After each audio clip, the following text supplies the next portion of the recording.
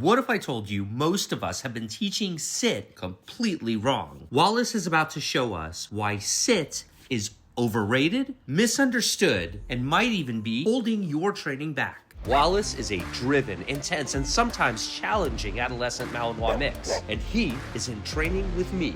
I'm Zach George, and this is the Dog Training Revolution. Click thumbs up and subscribe so you never miss an episode. Teaching sit is about so much more than just getting your dog to park their butt on the ground. It's about unlocking your dog's ability to truly listen. Come.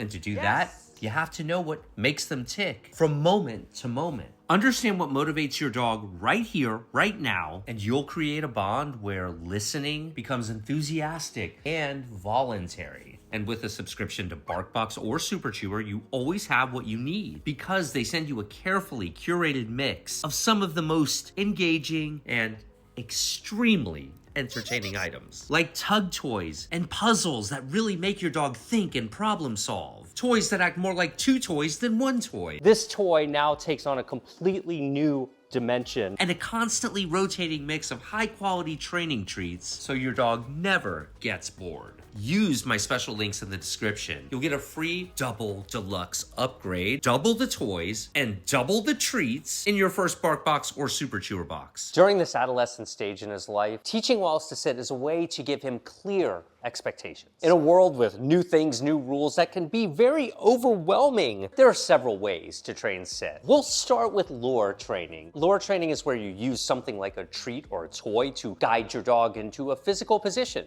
The classic lure. Imagine that your dog's nose and your treat are connected by a magnetic force, but it's not that strong. So if you move too fast or too far, that metaphoric magnetic connection breaks and the lure stops working. See how he follows that treat? I'm letting him nibble on it too. I'm able to kind of steer him around. Go slower than you think you need to go. Yes! The minute their butt hits the ground, I'm saying yes, and I'm giving him that tiny treat in my hand. Yes! Always teach your dog a clear way to know when they're done sitting. He's doing really good. I'm gonna say yes again. Why? Because he hasn't broken the position. So let's take advantage of that while he's offering it. Yes. Without clearly releasing them from their sit, your dog learns to guess when it's okay to move. And that can cause inconsistency and confusion for both of you. Okay. Good man. I'm gonna toss that treat out there for him to get. Be crystal clear that okay means we're done doing that thing. Okay. I'll typically say the word okay, but you can use any word you want. And notice I'm saying yes even when I release him, and I'm following that up with the reward. Once they've got that lure, then we can start to evolve that lure into a hand signal. Yes.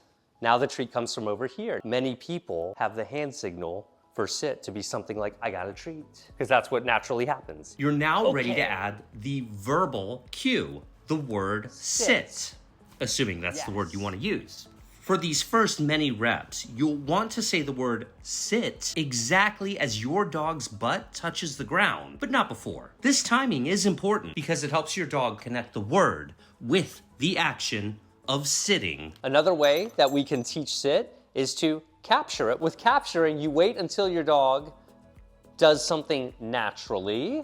I'll give you an example here. Let's see what he does. It may not be SIT, but I'll jump. Yes, down. That's an example of capturing. He was gonna do it naturally. I put a word to it so he understands it. It's extremely effective to do this. You can teach all kinds of things with capturing. You can even use everyday environmental cues as signals for sit. For example, every time you grab your dog's leash, wait calmly for them to sit naturally before clipping it on. Soon, the leash itself will become a cue for polite sitting. It can be tempting to repeat sit over and over if your dog doesn't respond immediately. This is going to make everyone's job harder. Instead, say it once, give them time to process, and help them succeed quietly, calmly, and patiently. Sit. Yes. No hand signal. Clear evidence that he is officially bilingual. Sit is one of those things that comes in really handy when you're trying to give your dog something else to do, like stop jumping. One of the most insightful ways to use sit is to better understand your dog's emotional state. It's a great way to measure whether your dog is open-minded to training in that moment. For example, if they're too excited to sit for a treat, then that tells you there's a good chance they're what we trainers call over threshold. If your dog usually sits readily for treats, but then suddenly seems distracted or hesitant, that's an important sign that they might be feeling a little overwhelmed or stressed. So instead of pressing forward, pause and try it again when they feel calmer or the environment has become a little less distracting. Respecting these moments with your dog is going to make a big difference in the quality of your training sessions. It's much easier in easy environments. It's when we go outside into the real world that it can be more challenging. I might not have them right now. Wallace, let me see. Sit. Yeah, I do. So you'll have to adjust expectations accordingly based on where your dog is in their dog training journey. It's important to note that sit isn't comfortable or natural for every dog out there. Pay attention to your dog's body language when they sit. Do they seem hesitant, awkward, or quickly pop back up? They might prefer a stand or a lie down. Those are okay too. Lots of dogs, depending on the surface where you're asking them to sit, might have reservations about doing that. For example, my dog Inertia, when we're taking a walk down a really rocky road, she doesn't like to do sit so much, but she doesn't really sit that much. I kind of use a lie down as my sit, so I rarely ask my dog to sit.